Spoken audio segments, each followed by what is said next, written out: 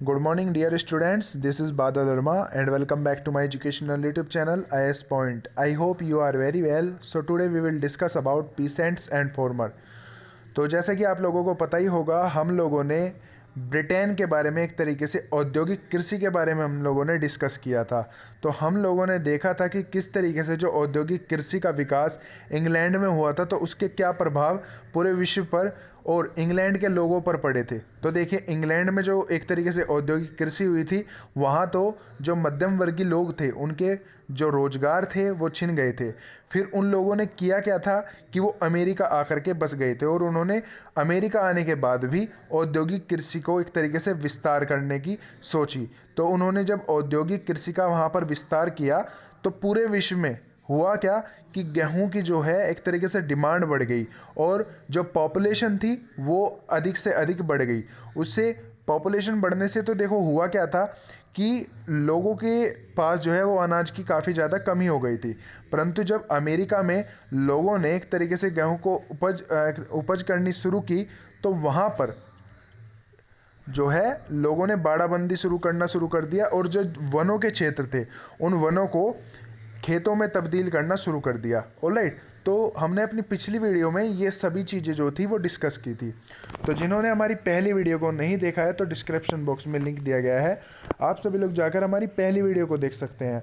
और इसी के साथ साथ जैसा कि आप लोगों को पता ही होगा कि कल IPS चिराग सर जो है वो लाइव आए थे, जिन्होंने अपनी प्रीलिम्स और मेंस और इंटरव्यू से रिलेटेड अपनी स्ट्रैटेजी को बताया था कि किस तरीके से उन्होंने प्रीलिम्स की तैयारी की और किस तरीके से मेंस में उन्होंने कंपलसरी पेपर और GS1, GS2, GS3 और GS4 की प्रिपरेशन की। तो जिन्होंने वो वीडियो नहीं देखी है, तो प्लीज़ उस वीडियो को ज़रूर देख लीजिए, क्योंकि आपके लिए वो एक तरीके से गोल्डन वीडियो आपके लिए साबित होने वाली है। आपका जो 30 मिनट है वो 30 मिनट आपके लिए एक स्वर्णीय होने वाला है, क्योंकि उसमें स्वयं एक IPS जो है चिराग जैन सर, तो उन्होंने बहुत ही अच्छी तरीके से आप लोगों को समझाने की कोशिश की है। तो मैं आशा करता हूँ कि आप लोगों को वो वीडियो अच्छी लगेगी। तो वीडियो को लाइक और अपने दोस्तों के बीच शेयर करना न भूलें, है ना। तो अब बात करते हैं हम अपने चैप्टर पे। तो चलिए अब चैप्टर को कंटिन्यू करते हैं। तो गेहूं उत्पादक किसान, तो गेहूं उत्पादक किसान का आपको हेडिंग से ही पता चल गया होगा कि सीधा सीधा ये जो गेहूं को उत्पादन करते थे वो किसान किस तरीके से थे। तो देखिए, तो 19वीं सदी के आखिर में हम लोगों ने देखा ही था कि जो अधिकतम लोग थे वो अमेरिका में आकर बस गए थे, जिन्होंने औद्योगिक कृषि का एक तरीके से विस्तार किया था। तो ऐसे में उन्होंने बाड़ाबंदी करना शुरू किया, और जो वन वाले क्षेत्र थे उन वन वाले क्षेत्रों को खेतों में तब्दील करना शुरू किया। तो ऐसे में हुआ क्या, जब पूरे विश्व में और जगह जगह पर, जैसे अमेरिका में ही या ब्रिटेन में ही आप मान लीजिए, जगह जगह पर जब गेहूं की या अनाज की आप कह लीजिए जब एक डिमांड बढ़ रही थी, तो वो डिमांड पॉपुलेशन के अकॉर्डिंग भी बढ़ रही थी, क्योंकि उस समय पॉपुलेशन जो थी वो डे बाय डे बढ़ती जा रही थी। यानी कि जो पॉपुलेशन के आंकड़े थे, जनसंख्या के आंकड़े थे, वो बढ़ रहे थे, जिसके कारण गेहूं की जो डिमांड थी वो भी ज़्यादा बढ़ रही थी। अब दूसरी सबसे ज़्यादा बड़ी प्रॉब्लम क्या थी कि आर्थिक मंदी जो थी उसका दौर शुरू हो गया था। तो 1920 के दशकों में काफ़ी ज़्यादा एक तरीके से आर्थिक मंदी देखी गई थी, ठीक है। और सबसे ज़्यादा जो भयानक महामंदी देखी गई थी वो 1930 के दशकों में देखी गई थी। तो हम लोगों ने 1930 के दशकों में महामंदी जो भयानक महामंदी आई थी, तो हमने देखा था कि सबसे ज़्यादा जो प्रभावित देश हुआ था वो जर्मनी हुआ था, और साथ ही साथ पूरा विश्व उससे प्रभावित हुआ था, ठीक है ना। तो जिन्होंने वो वाली वीडियो भी नहीं देखी, तो मैं उसका लिंक भी आपको डिस्क्रिप्शन बॉक्स में दे दूंगा। उसमें हम लोगों ने जर्मनी के बारे में सभी चीज़ें डिस्कस की थी, और जर्मनी में हम लोगों ने हिटलर और हिटलर की विचारधाराओं को एक तरीके से देखा था कि किस तरीके से जो हिटलर था उसका क्या योगदान रहा था प्रथम विश्व युद्ध और द्वितीय विश्व युद्ध में, क्योंकि ये जो क्वेश्चंस हैं वो काफ़ी ज़्यादा मेंस की परीक्षाओं में पूछे जाते हैं, ठीक है ना। और जो ये वाले हम लोग चैप्टर के बारे में डिस्कस कर रहे हैं कि भाई किस तरीके से क्या हुआ, जैसे हम लोगों ने चरवाहों के बारे में देखा था, ठीक है, और हम लोगों ने अब हम पीसेंट्स एंड फार्मर्स के बारे में देख रहे हैं। तो इससे हमें एक आइडिया हो जाता है कि हर एक जो चीज़ है उसका हिस्टोरिकल बैकग्राउंड क्या है उसके पीछे का, ठीक है ना। तो देखिए, इसी तरीके से जब चलता रहा तो गेहूं की जो डिमांड बढ़ी, वो 1910 में अमेरिका में 4.5 करोड़ एकड़ ज़मीन जो थी वो गेहूं की खेती की जा रही थी। तो 9 साल बाद गेहूं उत्पादन का जो क्षेत्रफल था वो बढ़कर 7.4 करोड़ एकड़ यानी कि लगभग 65% से ज़्यादा हो गया, और इसमें से ज़्यादातर वृद्धि जो है विशाल मैदानों यानी कि ग्रेट प्लेन्स में हुई थी। तो ऐसे क्षेत्रों में किया जा रहा था जो गेहूं उत्पादन बहुधा बड़े किसानों के कब्जे में था। तो कई बड़े किसानों के पास तो 2-3 हज़ार एकड़ ज़मीन होती थी, क्योंकि 2-3 हज़ार किस लिए होती थी, मानकर चलिए पूरा का पूरा वन है। तो जो ब्रिटेन में बाड़ाबंदी करने वाले लोग थे, क्योंकि उनको इस चीज़ का पता था उस प्रक्रिया का, तो उन लोगों ने पूरा ये मानकर चलिए क्षेत्र एक बार कर लिया। तो इसी तरीके से उन्होंने अपने जो थे वे क्षेत्र निर्धारित कर लिए थे। देखिए पहले होता क्या था, पहले इस तरीके, जैसे आपने स्टाम्प पेपर के बारे में सुना होगा, जब आप किसी भी संपत्ति को खरीदते हैं तो संपत्ति खरीदने में एक स्टाम्प ड्यूटी हम लोगों को देनी होती है। तो उससे ये प्रमाणित किया जाता है कि भाई जो ये ज़मीन है या जो भी एक तरीके से जायज़ संपत्ति है वो इसी व्यक्ति की है, और इसका पूरा अधिकार है, इस अधिकार इस ज़मीन पर या इस पूरे प्लॉट पर, मतलब जो भी है इस पर है, ठीक है ना। परंतु जो पहले का समय था, तो पहले के समय में इस तरीके की कोई भी चीज़ें नहीं की जाती थी। पहले तो होता ये था कि एक तरीके से लोग बाड़ाबंदी करके जहाँ पर रहना शुरू कर देते थे वहीं पर उनकी ज़मीन हो जाया करती थी। जो लोग खेती किया करते थे तो जितने एरिया में वो खेती किया करते थे तो वो पूरा जो एरिया था वो उसी किसान का हो जाया करता था। परंतु धीरे धीरे सरकार ने इस चीज़ को अपने अंडर लेना शुरू कर दिया, हर एक चीज़ को सरकारी बना दिया गया, और फिर हर एक चीज़ को खरीदने और बेचने पर एक अधिकार लगा दिए गए, और उसको हम आज भी भारतवासी स्टाम्प ड्यूटी के नाम से जानते हैं। तो स्टाम्प ड्यूटी से ही हम लोग संपत्ति को खरीद भी सकते हैं और बेच भी सकते हैं, ठीक है। परंतु उस समय क्यों नहीं होता था, क्योंकि उस समय इस तरीके की कोई भी चीज़ें नहीं थी, जो जहाँ पर कर रहा था वही उसकी संपत्ति हो जाया करती थी। तो इसीलिए यही कारण था कि उस समय जो किसान थे उनके पास इतनी भारी संख्या, यानी कि जैसे कि 1000 एकड़ ज़मीन हुआ करती थी, 500 एकड़ ज़मीन हुआ करती थी, तो इसीलिए काफ़ी ज़्यादा ज़मीन जो थी वो उनके पास हुआ करती थी।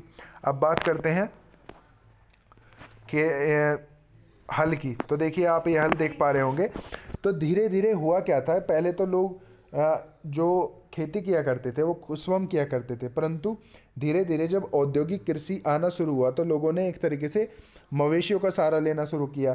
फिर मवेशियों का सहारा लेने के साथ साथ जब औद्योगिक कृषि अपने चरम पर चल रही थी तो उन्होंने ट्रैक्टरों के द्वारा या अन्य उपकरणों के द्वारा खेती को विकसित करना शुरू किया। तो पहले तो होता क्या था कि कृषि के लिए बैलों के द्वारा ही खेत को जोता जाता था, परंतु धीरे धीरे ये जो कृषि थी पूरी टेक्निकल हो गई थी। यानी कि टेक्निकल क्यों, एक तरीके से पूरी तकनीक भरी हो गई थी। इसका सबसे बड़ा यही कारण था कि औद्योगिक कृषि का विकास पूर्ण तरीके से हो चुका था। उसमें ट्रैक्टर से कृषि की जाती थी, तो अन्य ऐसे ऐसे बहुत सारे उपकरण थे जिससे उसमें कृषि की जाती थी, ठीक है ना। आई होप कि आपको ये समझ आ रहा होगा। तो फसल पकने के बाद होता क्या था कि अब कटाई का नंबर आता था, जो कि 1830 से पहले फसल कटाई के लिए हमने हंसियाओं का इस्तेमाल किया था। तो हंसियाओं का इस्तेमाल किया जाता था। तो ये आप चित्र में देख पा रहे होंगे, ये निम्न प्रकार की हंसियाएँ हैं। तो देखिए ये जो आप हंसियाएँ देख पा रहे हैं, तो ये एक तरीके से फसल को काटने के लिए काम में आती थी। और ये पूरा का पूरा आप खेत जोतने के लिए घोड़े और बैलों को देख सकते हैं चित्र में। तो ये पूरा खेत जोतने के लिए काम आती थी। फिर धीरे धीरे मशीनें आ गई जो कि ट्रैक्टरों के द्वारा चलाई जाती थी। उससे काफ़ी ज़्यादा, एक तो मतलब कम समय में इंसान अपना खेत जोत सकता था और अन्य कामों को भी अपने साथ साथ कर सकता था।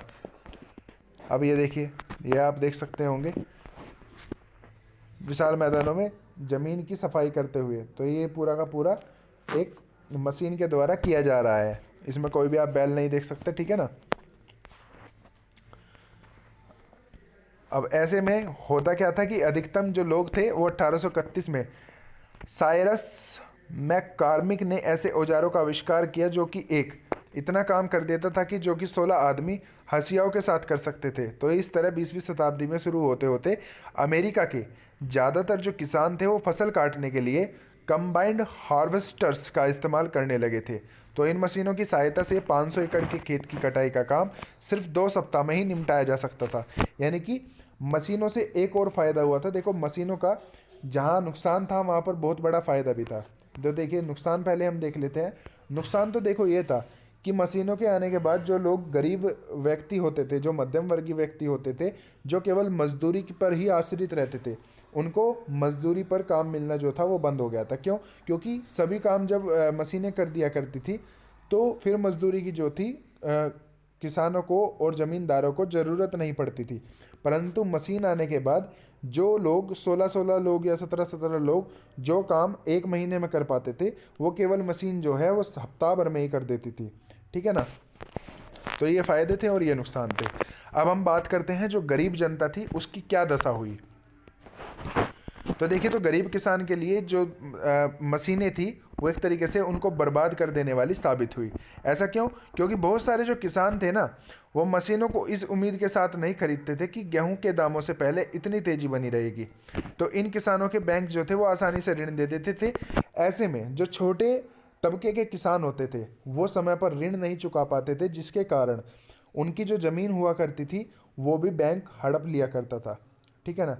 फिर लेकिन इसी काल में जो रोज़गार था वो बहुत मुश्किल ही मिल पाता था, और बिजली चलित मशीनों के आगमन में मज़दूरों की जो ज़रूरतें थी वो काफ़ी ज़्यादा कम हो गई थी, और उसी दौरान काफ़ी ज़्यादा मंदी भी जो थी वो चल रही थी। तो साल 1920 के दशक में मध्य तक 19वीं शताब्दी के अंतिम वर्षों में 20वीं शताब्दी के आरंभिक वर्षों की आर्थिक तेजी खत्म हो चली, और महायुद्ध के उपरांत उत्पादक की हालत यह हो गई कि बाजार गेहूं और आटा जो था वो काफ़ी ज़्यादा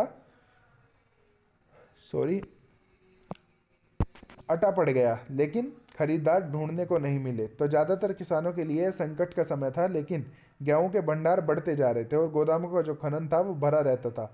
तो ऐसी हालात में गोदाम के रखे खदानों को पशुओं के खिलाया जाता था, और गेहूं के दाम गिरने से आयात जो था वो बाजार ढह गया। तो एक तरीके से काफ़ी ज़्यादा आर्थिक मंदी का दौर उस समय चल रहा था। ऐसे में हुआ क्या कि जो डिमांड थी वो काफ़ी ज़्यादा घट गई। ऐसा क्यों हुआ था?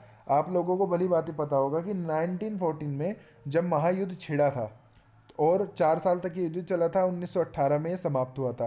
तो इन 4 सालों के बीच में विश्व पर एक गहरा प्रभाव जो था वो पड़ा था। ऐसे में लोगों की जो आयात निर्यात की क्षमता थी वो बिल्कुल ठप पड़ गई थी, जिससे कि हुआ क्या था कि लोगों में एक तरीके से मानकर चलिए, अब हमारा भारत ही है, अब भारत से काफ़ी ज़्यादा इम्पोर्ट और एक्सपोर्ट होता है।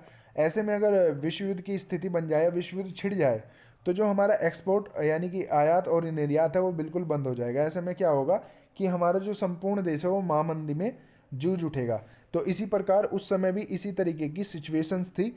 ऐसे में जो गेहूं की डिमांड थी वो काफ़ी ज़्यादा कम हो गई थी, जिसके चलते हुआ क्या था कि जो जब गेहूं की डिमांड कम हो गई तो लोगों को खतरा ये सताने लगा कि जो उनका गेहूं है वो सड़ ना जाए। इसीलिए उन्होंने किया क्या, वहाँ की सरकार ने एक तरीके से नियम निकाला कि भाई जो गेहूं के दाम 100 रुपये थे वो 80 कर दिए। जब 80 में भी वो गेहूं नहीं बिका तो उन्होंने 60 कर दिए, तो 60 में भी नहीं बिका तो उन्होंने 40 कर दिए। तो इसी तरीके से जो सामानों की एक तरीके से जो वस्तुओं की कीमत थी वो धड़ाम से जो थी वो नीचे गिर गई। ठीक है? तो साल 1930 के दशकों में तो इतनी ज़्यादा महामंदी आई कि उससे पूरा जो विश्व था वो जूझ उठा था। तो हमने जैसे जर्मनी के बारे में बात की थी ना कि $1 के बराबर 9,88,66,000 समथिंग, हमने ऐसी बात की थी। तो इतने ज़्यादा एक तरीके से मुद्रा होती थी। मानकर चलिए अगर उनको कुछ छोटी से छोटी चीज़ भी उनको खरीदनी होती थी, मानकर चलिए जैसे वहाँ पर पाव रोटी काफ़ी ज़्यादा प्रसिद्ध थी, अगर उनको पाव रोटी खरीदनी होती थी तो उसको खरीदने के लिए भी ना बैग भर कर उनको पैसे लेकर जाने होते थे उस भुगतान करने के लिए। तो आप देख ही सकते हैं कि कितना ज़्यादा आर्थिक मंदी से जूझ रहा था उस समय पूरा का पूरा विश्व। अब हम बात करते हैं रोटी की टोकरी से रेत के कटोरे तक। आप ये चित्र देख पा रहे होंगे 14 अप्रैल जो कि 1935 का है, जिसमें पश्चिमी कंसास में काला तूफान आप देख सकते हैं। तो ऐसे में उस समय हो क्या रहा था कि गेहूं के सघन जो थे वो कई समस्याएं पैदा हो रही थी। तो साल 1930 के दशक में दक्षिण के मैदानों में रेतीले तूफान आने शुरू हो गए। तो इन तूफानों की जो ऊंचाई थी वो 7 से 8 हज़ार फीट होती थी। ऐसे में गंदले कीचड़ की शक्ल में आने वाले इन तूफानों का चौतरफा तबाही फैल जाती थी, और साल 1930 का जो पूरा दशक था इन्हीं तूफानों से आकर्षित रहा। तो ऐसे में जो ये तूफान आते थे, तो ऐसे तूफानों में क्या होता था, जो हमारी पूरी की पूरी कृषि होती थी, जो हम फसलों को उपजाते थे वो पूरी की पूरी बर्बाद हो जाती थी। ठीक है ना। तो साल 1920 के दशक में गेहूं का जो उत्पादन था वो क्रांति लाने वाले ट्रैक्टरों और मशीनों का अब रेतों के ढेर में फंसकर बेकार हो गया था। ऐसे में मशीन इस हद तक खराब हो चुकी थी उनकी मरम्मत भी नहीं की जा सकती। तो ऐसी तबाही का क्या कारण रहा था, तो ये बात करते हैं। तो रेतीले तूफान क्यों पैदा हुए थे, ऐसी भी हम ये बात करेंगे। तो तूफानों का सबसे बड़ा एक कारण था कि साल 1930 के दशक में आरंभिक वर्षों में पड़ने वाला सूखा था, क्योंकि सूखा पड़ा था तो हवाओं की वजह से वहाँ पर तूफान आया। तो लेकिन रेत के ये सामान्य तूफान काले भयावान तूफान का रूप इसलिए ले सकेगी क्योंकि ज़मीन के एक विशाल हिस्से पर लगातार खेती करने के लिए ज़मीन की ऊपरी परत काफ़ी हद तक टूट चुकी थी और उस पर घास का नामो निशान नहीं बचा था। इसलिए 19वीं सदी के आरंभिक वर्षों में गेहूं पैदा करने वाले किसानों ने ज़मीन के हर संभव हिस्सों में घास साफ कर डाली। ऐसा किसान ट्रैक्टरों की सहायता से करते थे और इसी तरीके के जो था वो अपनी खेती करते थे। तो ऐसे में प्रभाव क्या पड़ा था, जो अनियमित रूप से वो खेती कर रहे थे, मान कर चलिए आज यहाँ पर खेती करी, अब इसको रहने दिया तो ये बंजर ज़मीन बन गई। तो इसी तरीके से लोग अलग अलग क्षेत्र पर खेती करना प्रारंभ कर रहे थे। तो अलग अलग जब क्षेत्रों को उन्होंने खेती करने के लिए चुना तो कुछ जो क्षेत्र थे वो बिल्कुल बंजर बन गए। तो बंजर बनने से हुआ क्या कि पर्यावरण को एक तरीके से काफ़ी ज़्यादा नुकसान उस समय पहुँचा और सबसे बड़ा जो प्रभाव पड़ा वो रेतीले तूफानों का पूरे संपूर्ण कृषि पर पड़ा और पूरे ज़मींदारों पर पड़ा। तो काफ़ी ज़्यादा जो बुरा प्रभाव था वो साल 1930 के दशकों में रिकॉर्ड किया जा सकता है। ठीक है ना। तो इसी के साथ आज का हमारा ये वीडियो लेक्चर खत्म होता है। आई होप कि आपको ये वीडियो लेक्चर अच्छा लगा होगा। अगर आपको ये वीडियो लेक्चर अच्छा लगा है तो प्लीज़ वीडियो को लाइक शेयर कमेंट करना न भूलें। और उससे पहले मैं आप लोगों को चित्रों के बारे में भी बता देता हूँ। तो देखिए, तो चित्रों को आप पॉज करके इनके बारे में पढ़ सकते हैं। इससे आपको होता क्या है कि हर एक, जैसे आप मेंस की राइटिंग लिखते हैं, मानकर चलिए कोई भी एक क्वेश्चन आ गया मेंस की परीक्षा में, तो आप मेंस की परीक्षा में इनको पॉइंट के रूप में यूज़ कर सकते हैं। उससे क्या होगा कि जो एग्जामिनर है वो काफ़ी ज़्यादा आपकी कॉपी को देखकर अट्रैक्टिव होगा। और दूसरी टिप्स आप लोगों के लिए मेंस की परीक्षा को लेकर ये है कि जब आप अपनी मेंस की परीक्षा लिखने की प्रैक्टिस कर रहे हो तो सबसे पहले जो टॉपर्स हैं यूपीएससी के, उनकी कॉपी को ज़रूर जांच लें। उससे क्या होगा कि आप लोगों को उनके पॉइंट्स के बारे में पता चल जाएगा। एक तो उनको नेगेटिव पॉइंट्स आपको पता चलेगा और एक पॉजिटिव पॉइंट्स आपको पता चलेगा, जिससे कि आप उनको सुधार करके लिखेंगे। क्योंकि काफ़ी ज़्यादा लोग ऐसे होते हैं जिनको मात्राओं में भी काफ़ी ज़्यादा समस्याएं होती हैं, तो उनकी वो समस्याएं भी ख़त्म हो जाएगी। क्योंकि यूपीएससी का जब आप मेंस देने के लिए जाएंगे तो आपकी छोटी छोटी कमियों को भी जज किया जाएगा। ठीक है ना। तो आप वो कमियां पहले से ही सुधारिए, उसके लिए पहले से ही अभ्यास कीजिए, ताकि जब आप अपना यूपीएससी का प्रीलिम्स दें या आप मेंस दें तो आपको किसी भी प्रकार की कोई भी समस्या ना हो। ठीक है ना। तो आप सभी चित्रों को इसी तरीके से पॉज करके अपना एक पॉइंट्स बना सकते हैं और इसी पॉइंट्स को बना करके आप अपनी मेंस की परीक्षा में फॉलो कर सकते हैं। अब देखिए, सबसे बड़ा इसमें एक हमें वो मिला था कि जो साइरस मैककॉर्मिक था, तो साइरस मैककॉर्मिक ने औद्योगिक कृषि के विकास के लिए जो आधुनिक एक तरीके से औजार थे उनका क्या किया था, आविष्कार किया था। तो ये नाम भी आपको याद रखना है, काफ़ी ज़्यादा इम्पोर्टेंट आप लोगों के लिए है। वैसे भी एक ऑथेंटिक नॉलेज के लिए आपके लिए इम्पोर्टेंट है। क्यों? क्योंकि आप एक यूपीएससी एस्पिरेंट है। तो यूपीएससी एस्पिरेंट होने के नाते हर एक छोटी से छोटी चीज़ और फैक्ट्स आपके लिए इम्पोर्टेंट है। ऑलराइट। तो इसी के साथ मैं अपनी वाणी को विराम देता हूँ। Have a good day. जय हिंद।